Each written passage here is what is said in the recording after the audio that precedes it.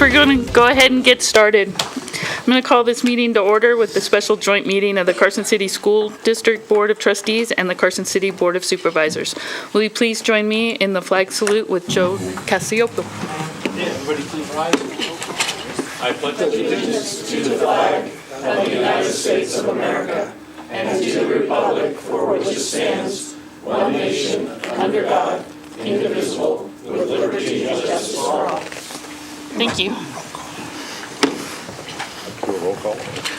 Go ahead with roll call. We'll do Board of Supervisors first. Let the record reflect that the entire Board of Supervisors is here. We're still in session. And we're calling the Board of Supervisors back to order right now. So we're here. And looking across the table, we are two. We have Member Crossman, Member Casiopo, and I'd like to welcome our new members, Varner and Mrs. Lupe Ramirez. And then we have our new clerk, Don Carini, and then our new Vice President, Mike Walker, and Stacy Wilkie, President. Yeah, Keep go ahead, going? go. Okay. Go. So we'll go on to number 2, adoption of the agenda as submitted. So moved. Move we adopt the agenda as submitted. Bob, and second by Mike. Okay, all those in favor? Aye. All those opposed? Motion carries. Moving on to number 3, public comment. Comments may be made by members of the public on any matters within the authority of these two boards. Although members of the board may respond to questions and discuss issues raised during public comment, no action may be taken on such matters until the matter is placed on an agenda for action at a meeting of the boards. In making public comment, speakers are asked to sign in, speak into the microphone at the podium, identify themselves for the record, respect any time limit, and have 3 minutes of time. And simply do not repeat comments made by others. Do I see anybody here for a comment? Seeing none, we'll move on to number 4, welcoming remarks and introductions of members of each board. I think we did that, right? I'll give a welcome remark. Introductions. I'll do a welcome remark.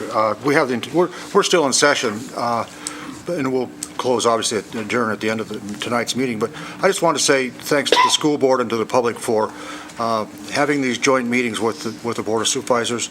We were talking about silos and things that economic silos and different silos that can occur in communities if you let them happen. And the theory, I think, of community development and sustainable community development is to not have silos, but to have projects and an infrastructure that crosses all the silos, and we operate as uniformly or unitary as we can, and especially in a community the size of Carson City. And so I think it's important that we show that type of unity and that we understand what each board is doing. We're all elected officials here, and it's important for us to know, who each other are. We get together like this, and I think it's a great way to start the year. So that's, on behalf of the board, our Board of Supervisors, I say thank you. Thank you, Mayor. On behalf of the school board, we'd like to welcome the new supervisor, Stacy Giomi, to these meetings. We're excited about your input and love the first name. Having 2 Stacys on the board, this can't be anything but great. You spell yours wrong, though. I know. I've been wrong all my life. Why start now? I thought he was wrong. No, as a woman, you always remember the man is wrong, but you know that we're right. So we just let that fly right over our heads. We'd also like to welcome the new city manager, Nancy Polson. We're glad you're here. It's hard to believe that we've almost been here 5 years doing these. It just goes to show that educating the Carson City children is more than a school board issue. The increase in the Carson City school increases that we have seen in our school district have been done during this period is evidence of that. When the community comes together, we make lifelong learners and work and produce people to work in our workplace. I had the great pleasure to represent the Nevada School Board Associations last year as their president and attended several events and conferences all over the United States and met a lot of school board members from those places. They were amazed that when I would tell them that we would have these meetings twice a year and that the city government and the school boards would come together. We'd also like to thank former library Director Sienna Lloyd for her dedication to the children of the Carson City during her tenure. The cooperation and the programs between the library and the Carson City School District are one of the reasons that we had many of the successes and the increase, especially the increase in parent conference, which attendances because they were held at the library. And we'd also like to thank both staffs, Carson City School District and the city, for making these meetings possible. And thank you all for being here.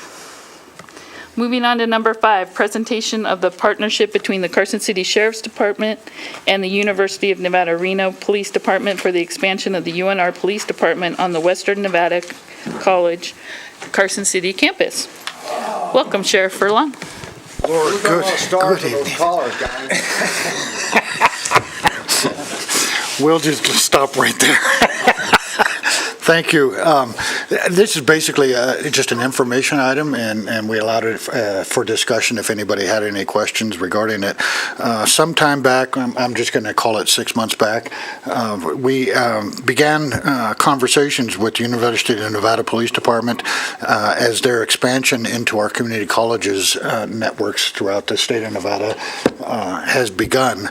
And looking right now at Western Nevada Community College, and I wanted to apprise both of these boards that this is a welcome partner. This really does round up our response to education, the security of the folks in our educational institutions, not just in our elementary and high school levels, but at our community colleges as well. And so I will turn it over to you at this point. Thank you, and thank you for having me down here. And probably a first for me to be at a joint meeting like this. I don't know that I've seen that up in the Reno area, and I heard that you've been doing this for 5 years, so kudos to all of you. This is pretty cool. The sheriff's right. My name's Todd Renwick, for the record, Assistant Chief of Police for the University of Nevada, Reno. And I'm here on behalf of Director Adam Garcia, who could not be here tonight. First, this has just been a pleasure for us to be able to deal with the sheriff. The best way for me to describe this is awesome. When we reached out and wanted to have this conversation, the reception that we got and the welcoming was really cool. So having said that, in October of 2018, we were tasked by the Board of Regents to put a proposal together after our successful completion of consolidation with the Truckee Meadows Community College Police Department, which also provided the police services for the Desert Research Institute. And after we had consolidated in July of 2016, we were reporting back in October our successes. And we had a lot of successes financially and I think institutionally with the response and the services that were enhanced and changed. We were tasked to put a proposal together for Western Nevada Community College, which we did. And then in November of 2018, the board ratified and charged us with moving forward. And that's where we're at today. We've been working with the sheriff on an MOU. We've been working with the college on what it's going to look like. Our plan is for July 1, boots on the ground. So that's where we're at today. Any questions? Any questions from board members? Stacy? So just in general, can you tell me how it benefits the community to have this agreement? What are the actual benefits? Well, one of them is the peace of mind on the safety aspect, providing uniforms, police on campus during peak times. That's one. And I think the other benefit's going to be, one of the other things that we're looking at bringing back, and we're in the process of doing that right now, is the part-time police academy. Peace Officer Academy back to this community area. So I think just right off the top, those are probably the two biggest benefits of this. Without, I don't want you to reveal any operational issues that would compromise you, but what kind of staffing are we talking about? That's kind of the first question that I have. So we're going to keep the current public safety officers that are there. They're title may change to like a campus safety officer. And then we'll have a supervisor and a full-time officer. So you'll have two sworn police officers there during the week. And we'll have a mixture of the uniforms during the peak time with sworn officers, and then the campus safety officers during downtimes and weekends. And then is the MOU for operational mutual aid, if you will? I mean, is that part of what that MOU is you're working on? Excuse me. The MOU is going to integrate the services between the two agencies. Obviously, the district attorney's office is the focal point of all of our operations. We will be working side by side with them. I loved the opportunity to bring it forward this evening with the school trustees here, because I do anticipate that our officers will have theirs exposed to as many of the environments as possible here. Anytime you have overlapping jurisdictional responsibilities and cooperation, you enhance the overall welfare of everyone. But the MOU will probably be brought back to the Board of Supervisors at a point.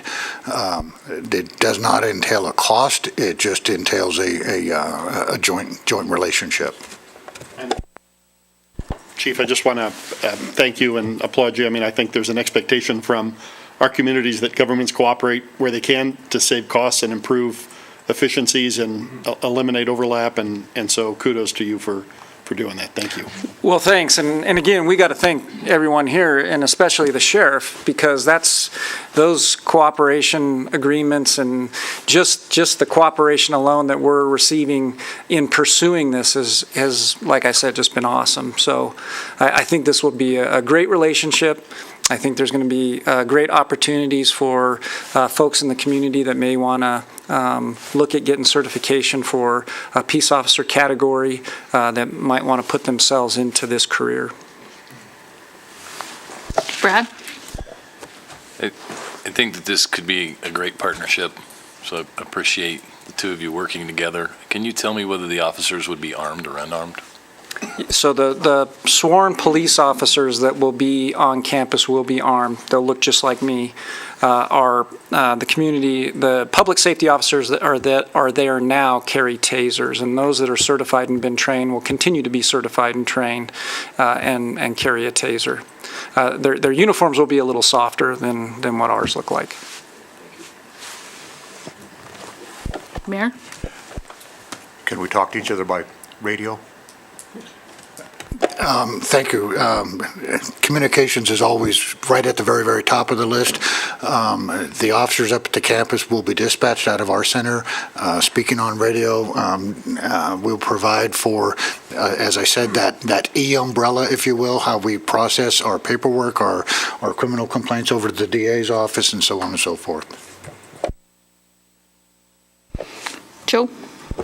Excuse me, my questions were all answered, so thank you for that. But I just wanted to extend a thank you. Whether you know it or not, we have high school students that actively participate on the Western Nevada campus through what we call a Jump Start program. So we have high school students taking college classes. My daughter's one of them, and I also have another daughter up at UNR. So, personally, I just want to thank you and Sheriff Furlong for all you and your agencies do to keep all our students from the elementary level up through high school and college, safe while they pursue their academic careers. Thank you for that. I also want to extend my appreciation for looking after the safety of our children. So thank you. Thanks. Any other questions? We got Mark Gann back there. Are you just a potted plant, or are you going to? That's me, I don't know if you wanted to come up or not, Mark, but we want to thank you for everything you do for our college up there and for our community. So that's the real reason I'm. Well, thank you. I appreciate that a lot. You got the mic. Have at it, man. State your name for the record. Mark Gann. We're really excited about this partnership, and we're excited about being able to increase the security for our campus. It's something that we've been talking about and trying to find a way to make happen for a number of years now, and now it really is going to happen as of July 1. So we're happy about that. Any other questions? Well, we can see why we dropped community out of college at WNC now. We appreciate all your guys' work, and like you said, we have students there, and I know Lupe and I have students up at UNR, so we appreciate what you guys do on that campus too. So thank you for all coming together. Moving on to item 6, informational update regarding the partnership between the Boys and Girls Club of Western Nevada and the Carson City School District for the use of the Multipurpose Athletic Center faculty, the MAC, for discussion only. Madam Chair, if I could make a quick disclosure, Stacey. Yes. I just want to disclose that my business partner, life partner, Andy Wilson, is a member of the Boys and Girls Club board, but I don't believe that there's any conflict here.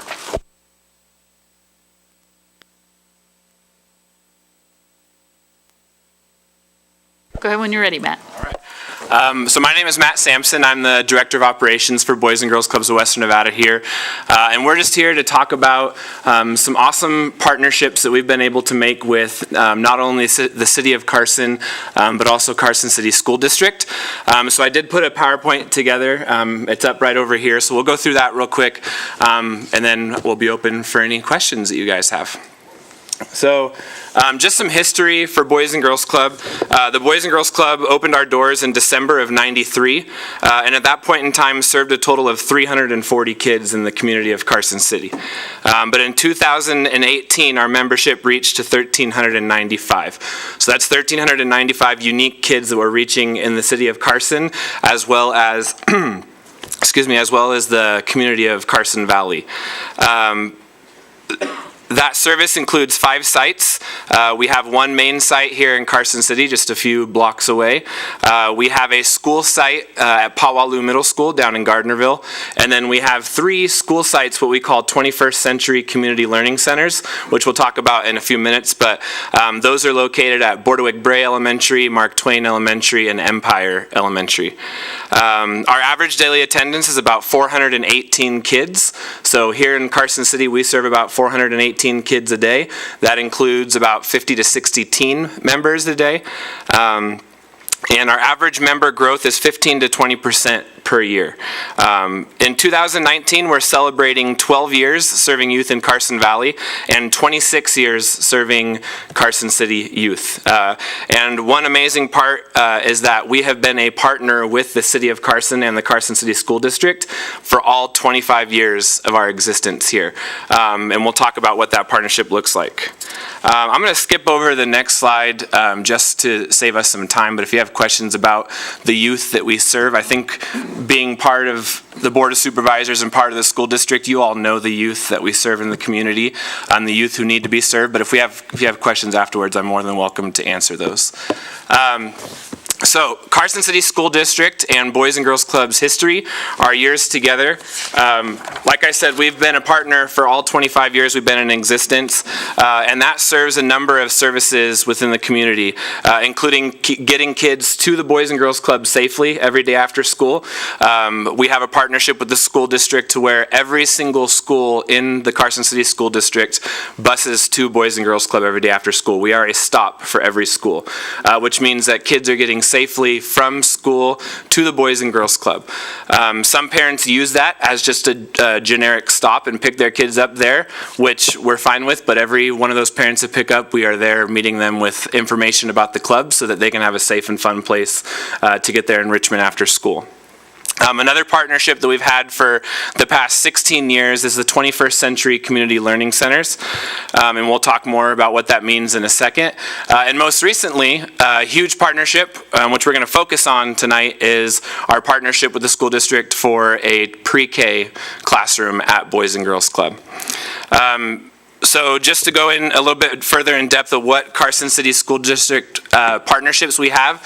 So we talked about the 21st Century Learning Centers. One that I left off, it's not an official site of ours, but it is in partnership with us, is the Carson High School program. We do have an after-school program at Carson High that's through the 21st Century grant as well. We also partner with, like I said, the pre-K class. We are heavily involved during the summer months with the greenhouse project over at the Carson High School. And then we also have volunteers that come at least once a month from the high school robotics class that does robotics with the kids. So awesome partnerships are happening with us. And then for 21st Century, for those of you that don't know, 21st Century is a nationwide grant that provides enrichment and academic support after school. So those 4 schools that I talked about being Bordewick, Mark Twain, Empire, and Carson High, those kids are receiving extra academic support and enrichment support after school as an extended day. And then those kids are also bused to Boys and Girls Club to get further enrichment opportunities and physical activity opportunities for them. So the main meat of what we wanted to talk about today is an awesome partnership that we started with the school district last year, and that is having a pre-K classroom at Boys and Girls Club. So I want to introduce a couple people. On my right is Darrell Clark, and Darrell is the lead teacher for our pre-K class at Boys and Girls Club through the school district. And then on my left is Dan Earp with Carson City Parks and Rec, and I'll let them talk a little bit about what their specific role is with that as well.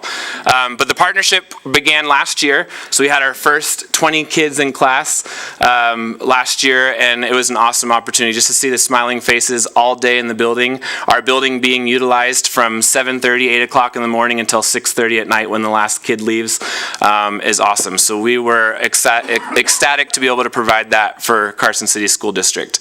The pre-K has a dedicated space at the club with no cost to the school district, minus providing the teachers and the classroom supplies, but we provide the space at no charge. We also have the club leadership team that's there every day from 7 o'clock in the morning. So if there's any emergencies that need immediate attention, we're there to support. Obviously, they're in partnership with Mark Twain Elementary too, so Mr. Tuttle and Miss Clario are not too far away. But in the case of an emergency, we have that extra support there.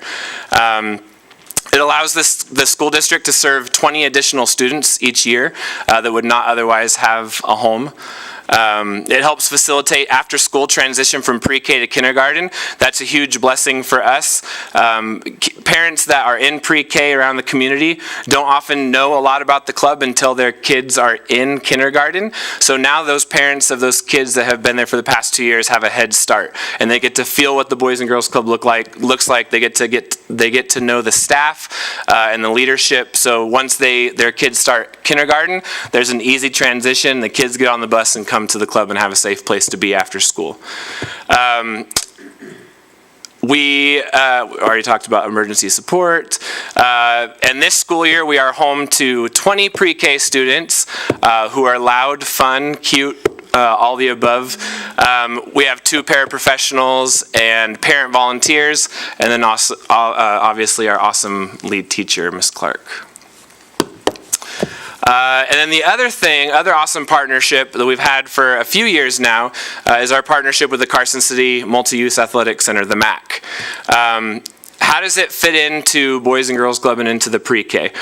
So most all of you know that we have a joint use agreement with the city for the MAC Center, which for the Boys and Girls Club allows us to have an indoor safe space for kids to be physically active every day after school from 2 until about 5:45 or when leagues start.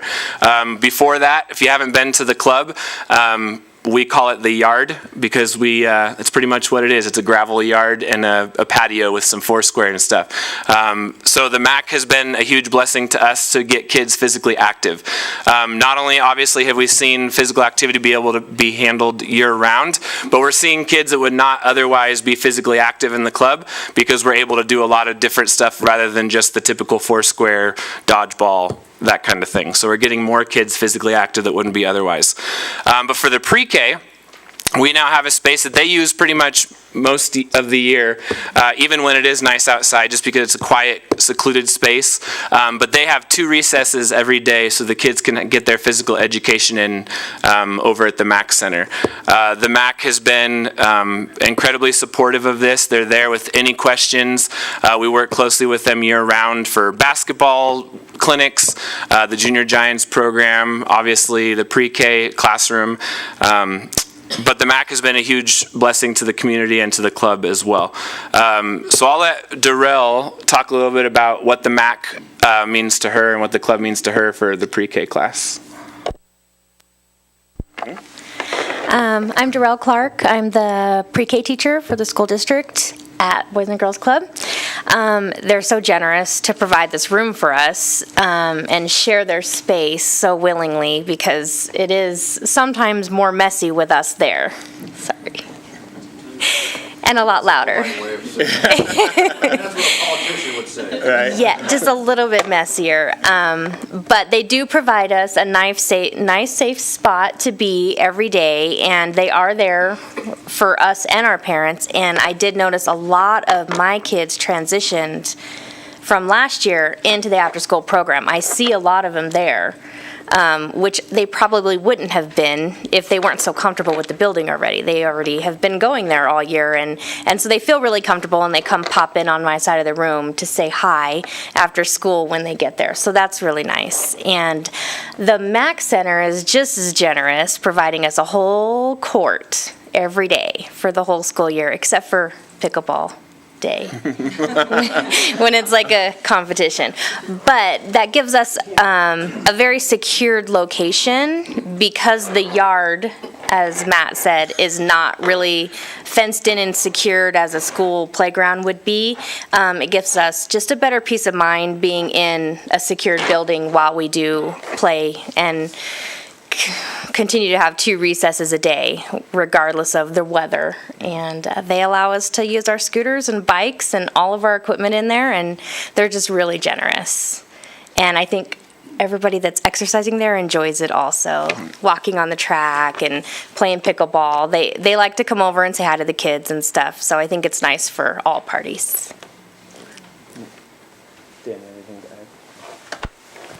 Dan Arp, Recreation Superintendent with Carson City Parks, Recreation, Open Space. Where's it been all day? Right here. I don't have much to add. I'm pretty much just been invited here to answer any questions from the city side and the Parks and Recreation side. But from our perspective, it's really been a pleasure having this partnership with the Boys and Girls Club. I mean, we wouldn't have the MAC if it wasn't for that relationship and the joint use agreement.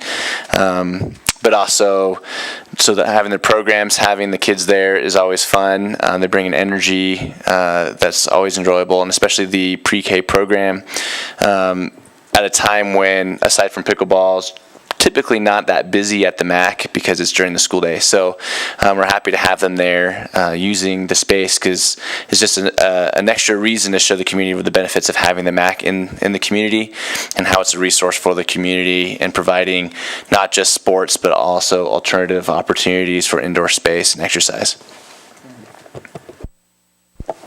Any questions? Laurel?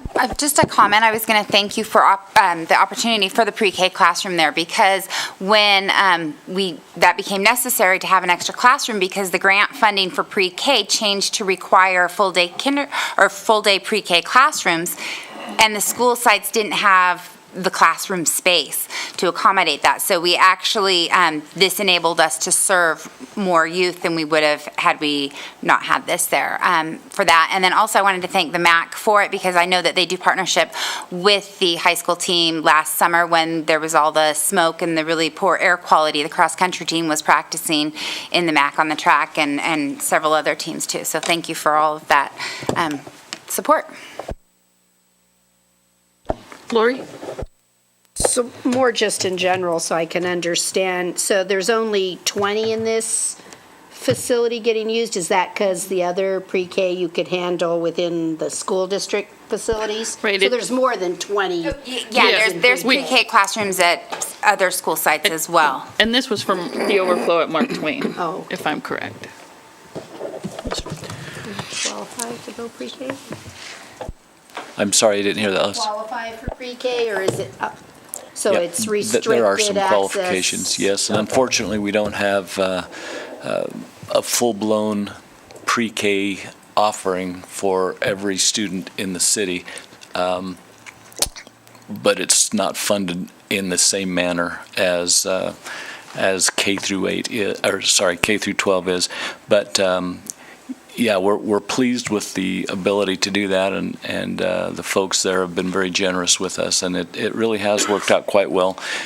You mentioned the Mark Twain Elementary School, and by virtue of having a nurse, administration, and people who could respond very quickly if they had to, it's just up the street. And so it seemed like a good fit, and so far it's worked very well.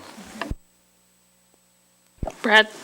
I just wanted to make a comment. I've gotten to know Matt over the last several years, working with him on the annual luau, and he is an incredibly dedicated part of the club and is a club kid.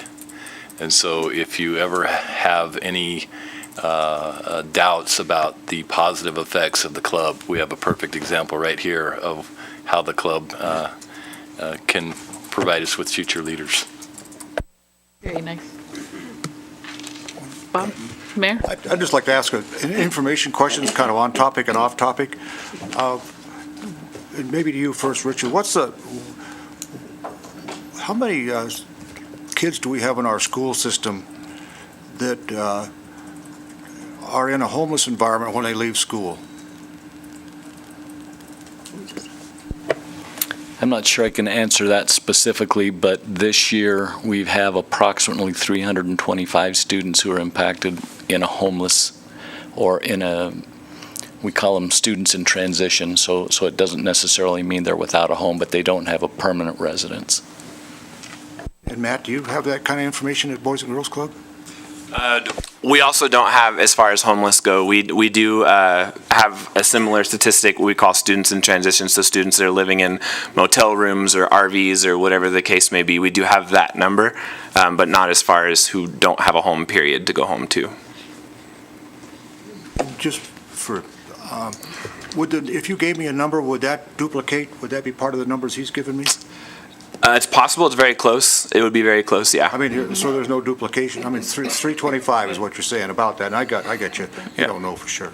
Yeah, and obviously we don't see all of those same kids at the club, but our number at the club is we have about 37 kids that we are considered students in transition, 37 of our members. Thank you for letting me get a little information there. Mr. Mayor, I can just add a little bit more information. And we do have a dedicated staff member that works with families that are impacted in this way, and she always tries very hard to connect those community resources, and that's part of the Boys and Girls Club, is part of that list.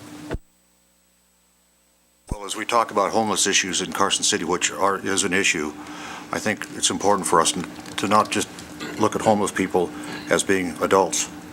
There are kids who are impacted by that as well, and so thanks for letting me wax on there a little bit.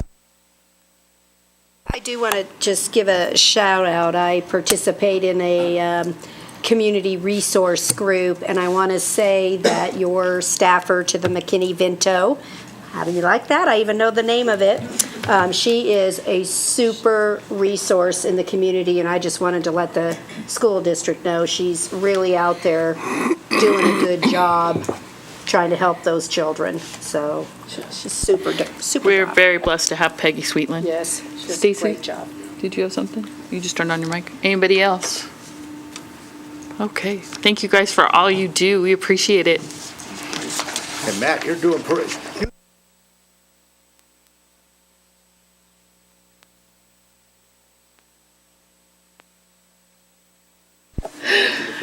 Moving on to item 7, informational update on the work-based learning program in the Carson City School District for discussion only.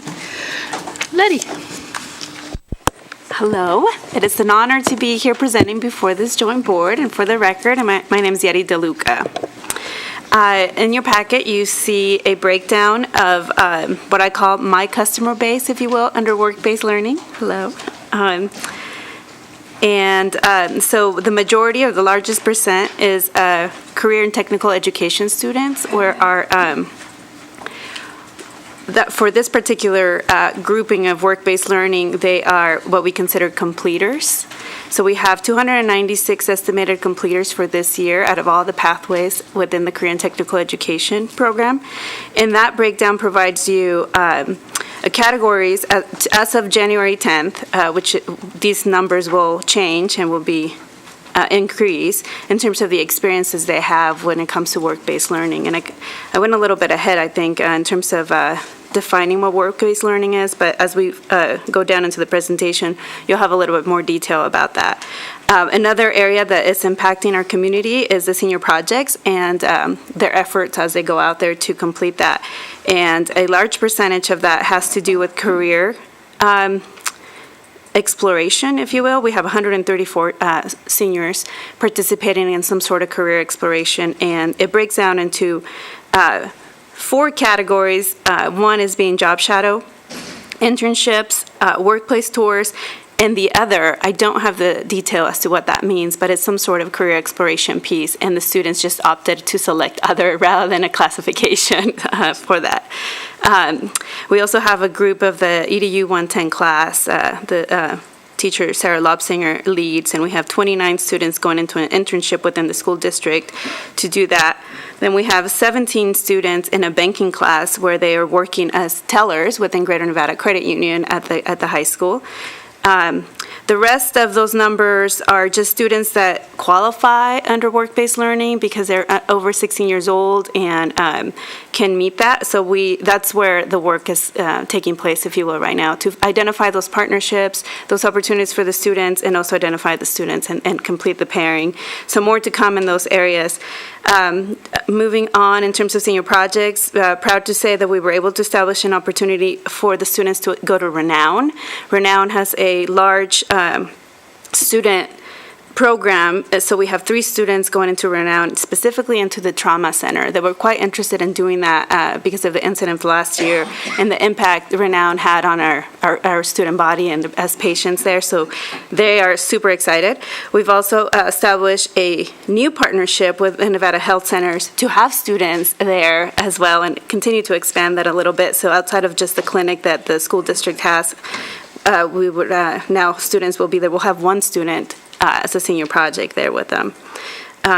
We're collaborating with Carson Tahoe to continue to offer those opportunities to students not in CTE. What we have at the high school is that many students will try some CTE path, but maybe not commit and complete it. But come their senior year, they want to explore some sort of field, a healthcare field. So we're blessed to have right now 14 students going up to Carson Tahoe in the various buildings across the city. And then we're very thankful to have the Sheriff's Academy, which started last week, and it's a full house. We have over 20 students, and 14 of those students are seniors completing their senior project. So that's an amazing partnership that we have, that the sheriff has established to allow students that are interested in the law enforcement field that may not be old enough to go right into training for that. So, and more to come. I think the sheriff has other plans with that, but I'll let him talk about that at a later point. And proud to know that we've captured the work experiences for the students, and you can see the breakdown in terms of what their seniors are doing and how they're impacting the community when they're going out there for their projects. So personal development, that's a large category, and the second largest is career exploration. So our students are ready, they know adulting is coming and they have to get ready. The senior project really helps out with that. The other piece I wanted to just talk to you really quick is that there's a couple large regional efforts going on. As the district, we're working on a partnership with Joint Incorporated to broker some of the deals and the relationships with the employers and the students as we grow this program. So we're ramping up on that area. Then there's a large business engagement as well. Actually, I'm going to stop before that. So if you turn to the second page, you can see what the continuum is for for work-based learning.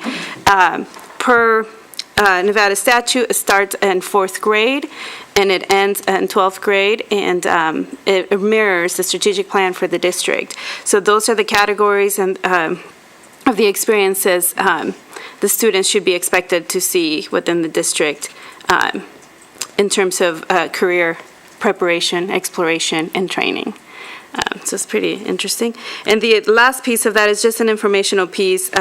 February is CTE month, so as a region, Northern Nevada is engaging in this PR piece where they're bringing, they're connecting all the pieces, students, all the way to businesses through this website. So you'll hear a lot about it. It'll probably hit your phones because they're doing a whole lot of social media marketing as well. And I think that's all I have. Questions for me?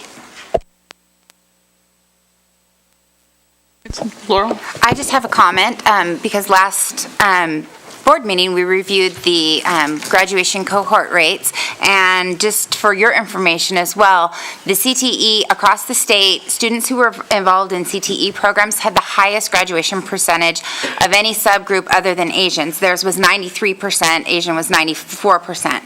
But kids that are involved in CTE, it's so important because these are kids that go on to graduate, and almost all of them end up graduating. So it's an important program and gives them experience that way. So thank you, Yeti. John? Thank you. I just am noticing a great deal in all of these presentations, although I didn't see it on the agenda in your presentation, but you talked about it.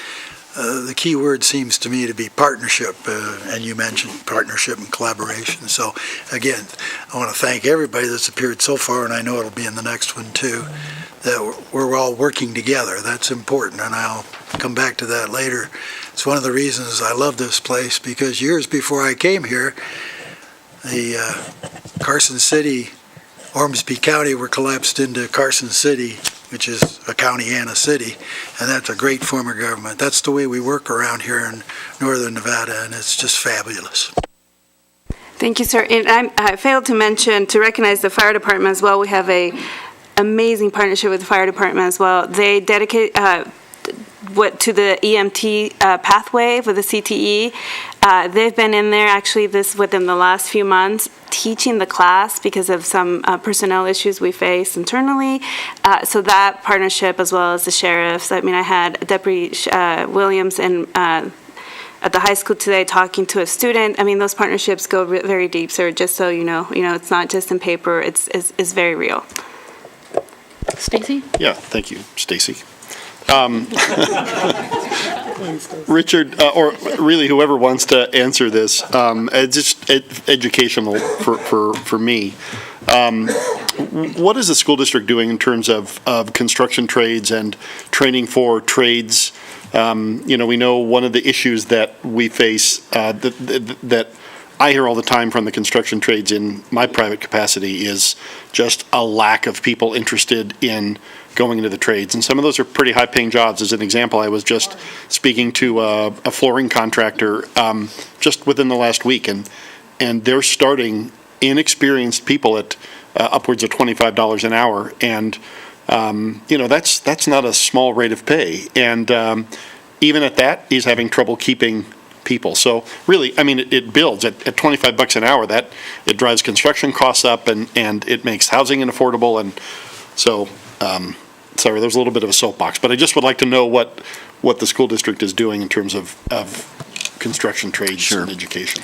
Well, one of the things that we're doing is making available to students who are interested actually obtaining OSHA certification so that they can take advantage of some of those opportunities. Right now, it's not like when I was a kid and you could get a summer job carting lumber or framing houses. It's become much more sophisticated because of some of the bureaucracy around safety and student ages and using power tools and all those things. So having said that, we rely heavily on Western Nevada College and encouraging and providing counseling for students who are interested in the trades. And there's a wonderful program there, but we have not established a formal construction or construction arts type class at Carson High School, but the college has a very excellent and outstanding program that we encourage our students to take advantage of. And it's probably a discussion for another time, but is it just cost prohibitive to be able to do sort of a track that maybe takes students through some of the key construction industry, trades, whether it be, carpentry or electrical or over the course of a 4-year period. And Mr. Stokes, we did have a construction class at Pioneer High. So maybe you can tell what the pitfalls for that was, and I think that's why we didn't carry it on to Carson High. Well, and if you think about the growth in Carson City in the last 20 years, there hasn't been, again, we haven't lived in a place where a high school young man could walk out and walk onto a job site and ask if, hey, can I clean up here and maybe have a job. So not having those kinds of opportunities here has been disadvantageous. We also are required in our business to have certified people that teach classes, and you can't just start a program overnight. You have to kind of have things in place for that to occur.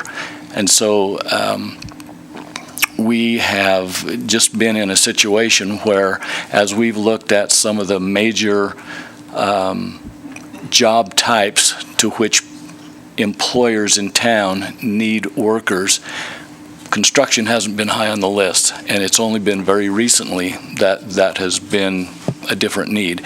And so we'll continue to study and see if there are ways for us to ramp up that kind of a program, but again, that requires a certain instructor with the appropriate licensing and all of those other kinds of challenges. Just to follow up really quick and tie it to the partnership with Join, so many of these trades will require the student to be over 18 years old. So we are partnering with entities that the apprenticeships that offer those sort of, so we offer that to a high school senior, for example, as an option and an ability to connect with those resources and then go on from the high school forward. And that's beyond the classroom. Beyond the classroom, exactly. Yeah. Thank you. Lupe? Yeri, I'm interested to learn if you know how high of an interest there is of our Latino student population going toward these type of opportunities. You know, I'm excited that you're going to come and visit my space, and then you'll be able to see the diversity within that area.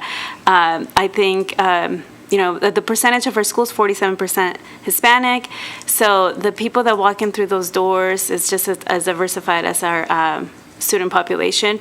But just a piece of celebration in terms of the partnership. So we were thinking regionally, you know, so the UNR, for example, offered an opportunity for high school juniors that were bilingual to apply, that were interested in the healthcare field, to apply to the medical school for a summer camp. And we had 15 applicants, and just today they've been receiving the calls, whether they were accepted or not. And these are, although Spanish speakers, the large percentage are Hispanic, and they have been so excited to come in and tell me that they received a call for acceptance into the program. So, you know, our services mirror our population. So I think the need is there, and the desire for it is the same across the board. Thank you. You're welcome. Joe?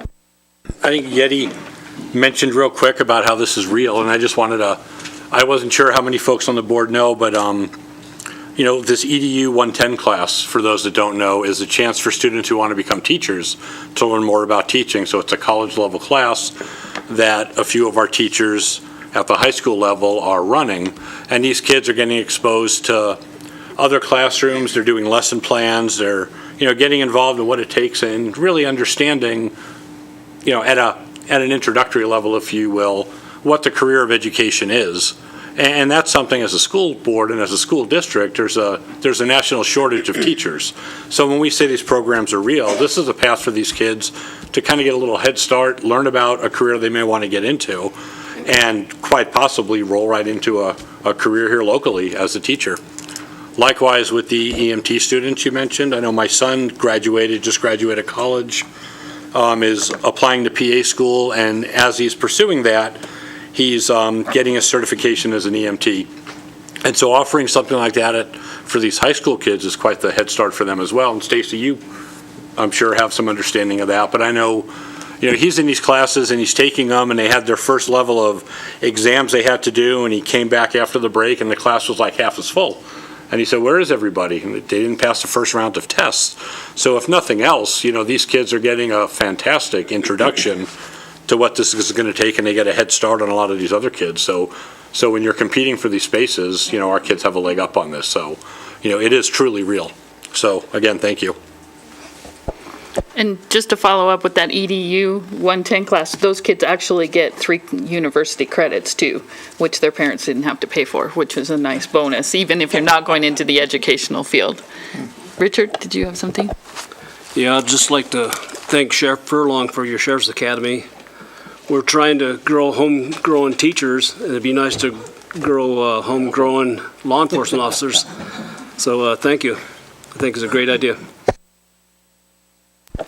And just to back on that, in this last year, in the 2018 workplace readiness test for CTEs, we actually, Carson City had the greatest percentage. We had passed 98.1% of our people that took that test passed it, and it's the highest in the state. So we're pretty proud of that too, and a lot has to do with the programs that Yeti has too. So we thank you for that. Any other questions for Yeti? Okay. Thank you very much. Moving on to item 8, informational update regarding the joint efforts of the Carson City School District and the Carson City Local Emergency Planning Committee for discussion only.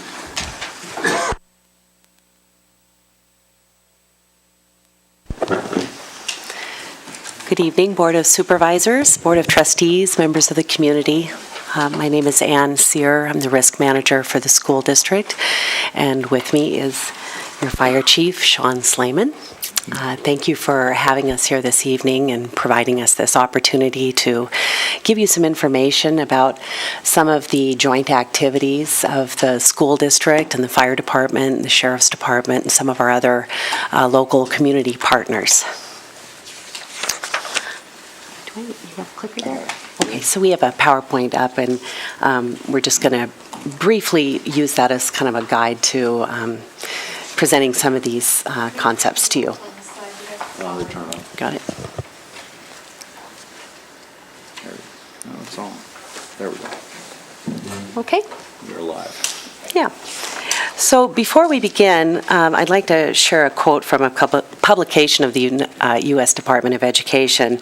And this quote is taken from a Department of Ed publication titled Practical Information on Crisis Planning, a Guide for Schools and Communities. And it reads, crisis plans should be developed in partnership with other community groups, including law enforcement, fire safety officials, emergency medical services, as well as health and mental health professionals. Do not reinvent the wheel. These groups know what to do in an emergency and can be helpful in the development of your plan. Get their help to develop a coordinated plan of response. So I've chosen to share this quote because I think it describes very well how our school district has for years worked with the local emergency responders and community service agencies in Carson City.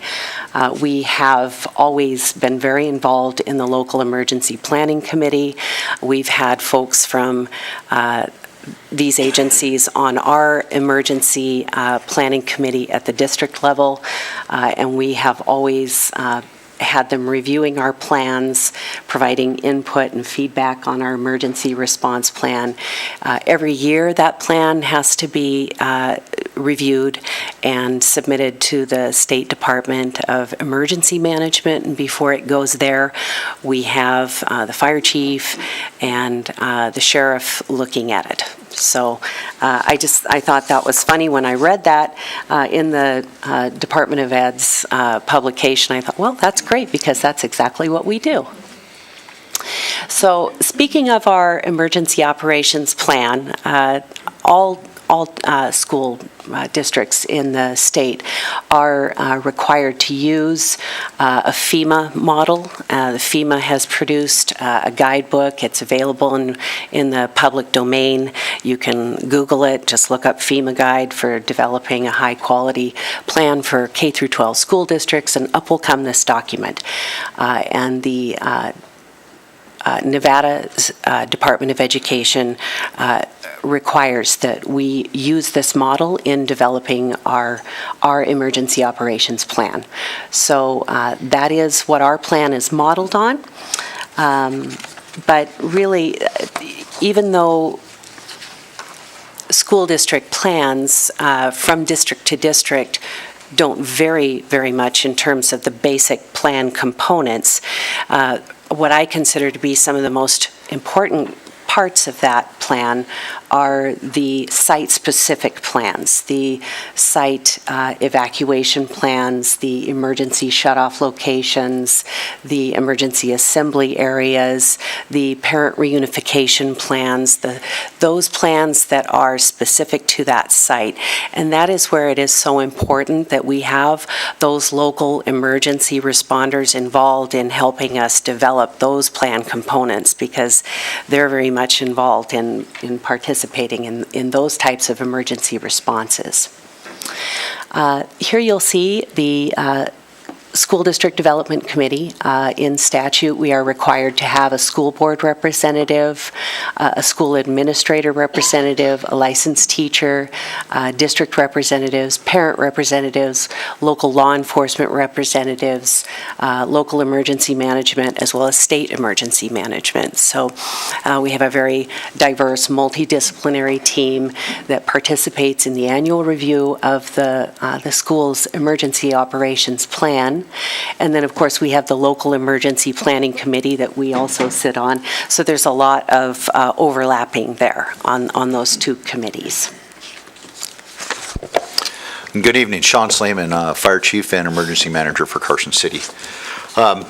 The next slide is discussing sort of the framework of the playing field that we all work under, and it's the National Emergency Management System, and it essentially ensures that we call an apple, and everyone knows what an apple is, that we have the ability to interoperate with each other and communicate with each other, and that we all have a place at the table if there's an emergency or an incident that impacts all of us. So the basis of that is our National Incident Management System, and if you need reading material for the evening to go to sleep to, it is not that dynamic, but it is very important, and it is absolutely ensures that we all responders, whether it's law enforcement, fire, EMS, school districts, or other agencies, that we all work together and understand what each other are doing and operating. And then how we actually operate on a day-to-day incident basis is the Incident Command System, or also known as ICS, and it's underneath the NIMS framework, and it is what we call scalable. We can expand it to meet our needs, so if we have a major incident, whether it be a flood, earthquake, wildfire, or a major school emergency, or we can downsize it to a day-to-day emergency, whether that be a fire, a traffic accident with multiple injuries or something to that level. So it allows us to expand and contract our system so that we all operate together. And then within that, Ann's going to talk a little bit about what the framework looks like with the school district and the city. Thank you. So you have a diagram in your presentation there, and I'm sorry if some of the font is a little too small to read. But essentially, this is what the incident command structure looks like in action for a school emergency. You have your unified command, which is that joint station, including all of your emergency responders and representation from the school district as well.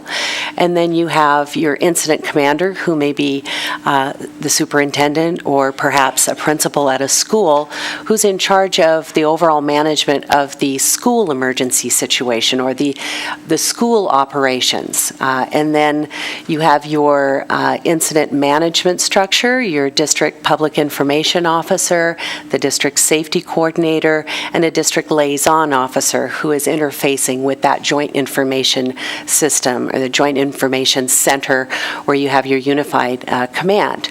And then reporting up to this, you have your operations, planning, logistics, and finance. And as Chief Slayman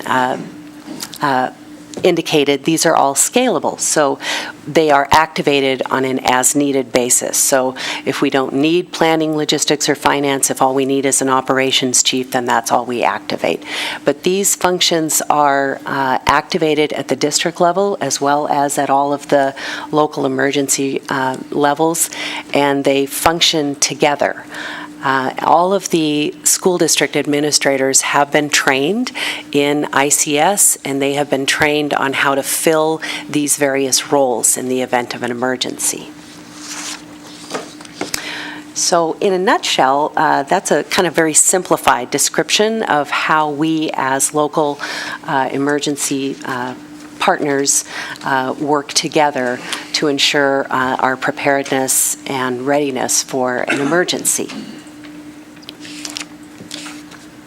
So as we've talked about all evening, partnerships and collaboration is what this is all about. And as an emergency manager and oftentimes an incident commander, I can tell you an incident is run much smoother if I know who I'm working with, and that's built off of professional relationships, and you build those relationships by working together as a team prior to an incident. And so we do that with the school district and with the city on a regular basis through a multitude of opportunities, whether it be walkthroughs and workshops, drills, tabletop exercises, our full-scale events.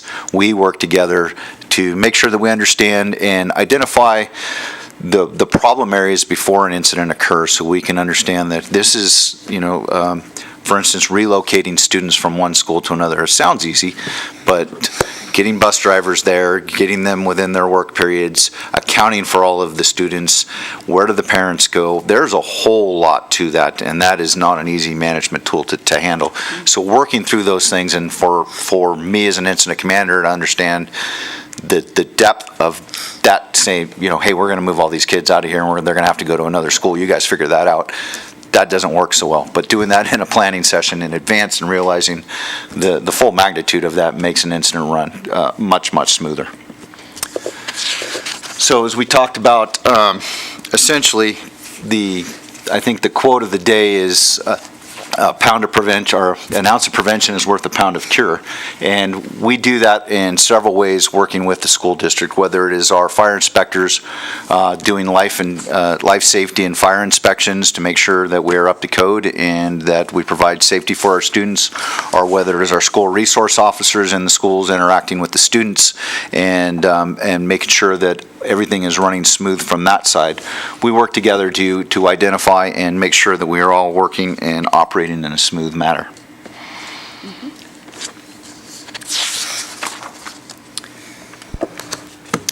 So, as Chief Slayman indicated, the walkthroughs are done annually, but there are also other types of inspections that are going on throughout the year, life safety, code compliance inspections, and sometimes we just invite them to come and take a look at a situation and advise us on whether or not there's a hazard there. And they're always very helpful to just come over and take a look at what we're looking at, whether that be construction site safety or temporary evacuation plans during construction times, alternative evacuation routes during construction time. All of these types of things we run through the fire department, and they assist us in making those adjustments as we work through many of the construction projects that we have going on at the district right now. Last year, as we do each year, the month of August, week before school starts, we have a workshop or a training day for all of the administrators. We bring them together and train on ICS, train on the emergency operations plan, and we have all of our local emergency responders there at that training event. So it's a great time for our administrators to get to know, put a face with the name, and they lead those tabletop exercises that are done throughout that day before the school year begins. And then presently, we are looking at coordinating a functional exercise this spring to test our parent reunification plan. That will give us an opportunity to stand up the resources that we would need to conduct a parent reunification in the event of a localized emergency that required us to evacuate a school and have parents come and pick their kids up at a place, perhaps even this community center. Earlier this year, prior to the school year starting, the Carson City Sheriff's Department and Fire Department got together with the school district for some very important training. We worked with the Carson City High administrators, all of your school bus drivers, and your cafeteria staff on a program called Stop the Bleed. And Stop the Bleed is essentially teaching basic life-saving skills to those who don't have necessarily any medical training. Recognizing what we've recognized through previous events nationally is that the fire department and law enforcement aren't going to be there right away. And on an initial incident, we may not have enough responders to take care of everybody right away.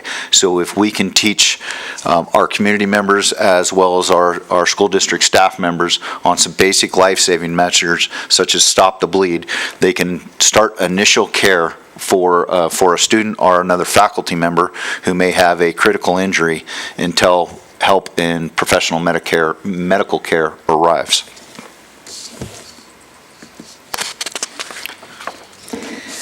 And we've been talking about tabletop exercises.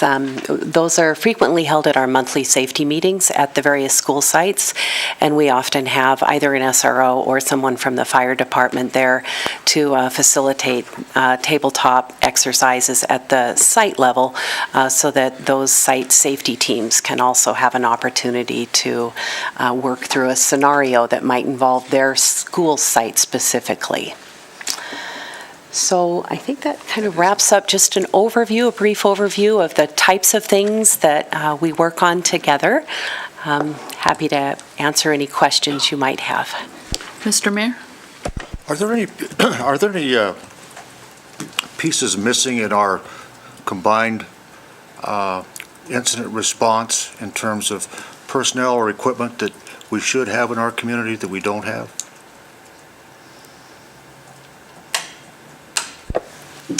I do believe there has been some discussion about generators. So looking at power outages and our ability to keep medications cold and provide heat in our buildings in the event that they are used as shelters, that is something that we have been discussing with the city. Yeah, you're welcome. Stacy? Just to answer the mayor's question, but probably 6 or 7 years ago, we tried for several grants with the school district to get, specifically Carson High, to get a grant to put that building on full generator power. And as I don't know if Richard remembers this, as we delved into it, the construction of that building over the years has made it a school that's very difficult to apply emergency power to because of the way it's constructed and phased. And we just weren't, I wasn't able to get the grant money to do it. But anyway, while I have your attention, I just have a question. On the reunification plan, does it deal with reunifying parents of students who may have been transported to a medical facility? I mean, is that a component of that plan? Or is it only reunification if they're moved from school to school or within the school? So the standard reunification method takes into account several different scenarios, whether that be a small school-related emergency or a larger scale community emergency that necessitates the standing up of a family assistance center and that type of reunification effort. So it's scalable. So that's, I mean, you do track that. So in the event of a local emergency and students who are transported, they're tracked and... Correct. That would be part of the joint communications going on between the school district and the emergency response agencies in terms of how we would notify parents of students that were transported for medical care. Okay, thank you. Thank you. Brad? Beyond the tabletop exercises, is there currently a plan or are there future plans for active shooter drills?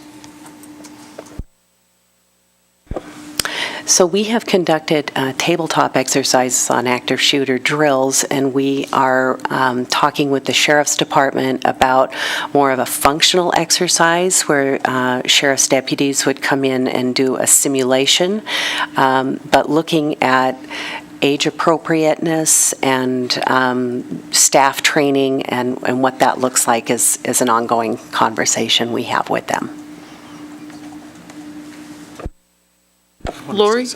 And then So if you can dive in a little bit more so I can understand when you said you're having a functional one on the parent reunification, does that mean you're going to do a one classroom evacuation and those parents are going to be notified to go pick their kids up all the way through? Is that what functional means? No, so a functional exercise would involve us just testing our own resources. So bringing the materials necessary to the site and the staff necessary and kind of working through a scenario involving just our staff. A full-scale would then involve inviting parents, inviting students, and bringing in other response agencies. The school district just recently adopted a parent reunification plan, and so we have kind of been ramping up our testing of that plan. That begins with a tabletop exercise talking about scenarios, and then we take it a step further and involve our own staff and bringing those materials out. That would include all of the release forms and testing our computer systems to see if we can arrive at a site such as the community center and access the student information system and make sure that we're ready to do that. And then once we've tested our capabilities, we would then bring in additional agencies and invite participants. Yep. So do you anticipate a certain length of time before you'll do a full scale? We would need to coordinate that with the fire department and the sheriff's department as well. Not this year is what you're saying? No, Okay. this year we are committed to performing our functional exercise. That is our goal. I just want to say, one of the scariest things I think any of us could imagine is some kind of a emergency happening at one of our schools and worrying about the safety of our students or teachers or staff members. And so there's a lot of moving pieces with this, which you guys have really done a good job explaining. And even with all of your planning, there's going to be teachers and administrators who forget what they're supposed to do in a true emergency. And so I just want to thank you guys for the coordination and helping our community be prepared in case the worst were to happen, regardless of what that is. So thank you for that focus. Thank you. And I would too. It's interesting that when I was first on school board and with Mr. Maris, he'll remember, is when Columbine happened. And that just rocked us all to the core. And that's when we started this. And I can remember being on the safety committee back then, and we had the sheriff, the fire department, we had NV Energy, we had Southwest Gas, we had a lot of players at the table, and it was just incredible, the way all the moving parts work. So I'm glad to see that it's even gotten even better since then. And then I learned something new today. I didn't know we did Stop the Bleed. I was at a Clark County School District meeting back in September, and they talked about that whole program and even recognized 2 of the administrators that saved lives because of that program. So I'm really glad to hear that we're doing that here. So congratulations, and thank you guys for all your hard work on this. It makes our community that much safer. Thank you. If I can add that the best plans are the most dynamic style plans. And as we talk about Columbine to where we are today, whether for shooting events at schools or major disasters at schools, we've learned quite a bit as we go along. And what we learned from October 1 in Vegas is the reunification and the family assistance centers are critical. And while an incident may mitigate itself in a couple hours or a day, the lasting ripples of that effect are going to go on for weeks and months at a time. And if you've attended any of those events from those responders or those affected by October 1. It's truly mind-boggling what happens at an event that significant. And one of the other things that I'd take a moment to brag a little bit about our relationship with the sheriff's office is we have 3 firefighters that are trained as SWAT medics, and they are deputized sheriff's deputies as reserves, and they are part of the SWAT team. They are armed and they go in on active shooter events, so you have a medic going in initially to their key focus is the SWAT team members, but as well as the victims there, and identifying locations and identifying what we call warm zones and hot zones, and where we can send the rest of our personnel in to start immediate treatment. So we have found and learned through the years that initial law enforcement operations were to stand by and wait until we can get teams together. Now it is more of a go in and immediately try and take out the shooter or shooters, as well as getting responders in right away and not waiting for scenes to be cleared, because at that point we've learned sometimes that is too late. Thank you very much. Appreciate it. Moving on to number 9, public comment. Comments made by members of the public on any matters within the authority of this board, although members of the board may respond to questions and discuss issues raised during the public comment. No action may be taken on these matters, and you have 3 minutes to speak. I'd just like the record to reflect that this public comment period concludes with the Board of Supervisors as well. So this is our concluding public comment as well as the joint board. Since I'm not a member of the public, but I am, I'm going to take this opportunity. I did at the beginning of the meeting we had today and welcomed Stacy on board. And at this juncture, I want to say, as a I'm no longer, former grizzled reporter, I used to look at these sessions as feel-good sessions that didn't interest me a heck of a lot. But this has been a very interesting one, and I talked about it earlier. Partnerships are really important. Our mayor talks a lot about the problem of silos, but in northern Nevada, I found in the almost dozen years I've been here, we don't have as many silos as I saw back east. I lived most of my time on the other side of the Rockies. And we're seeing some of that in our nation's capital at the moment. The silos are pretty big at the moment there.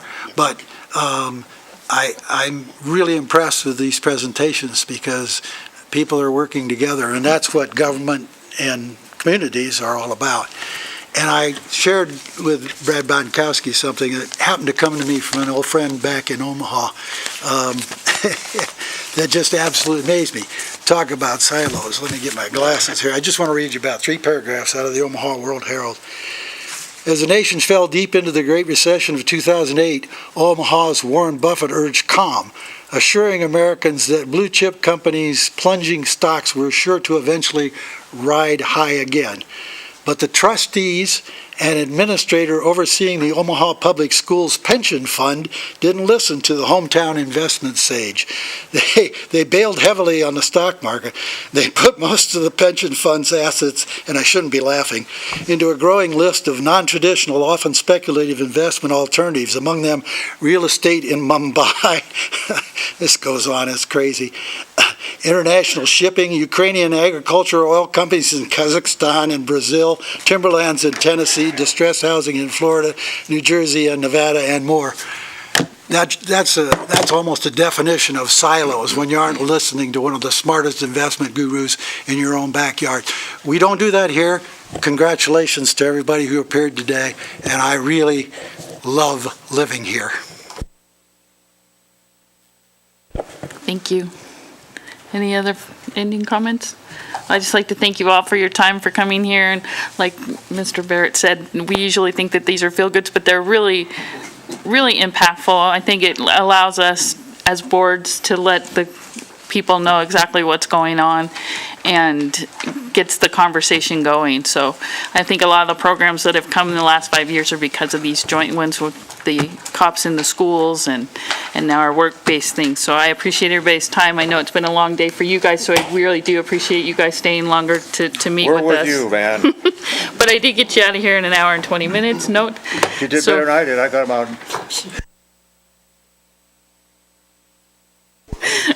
Well, we appreciate everybody's time and presenters' time, and we'll see you next time.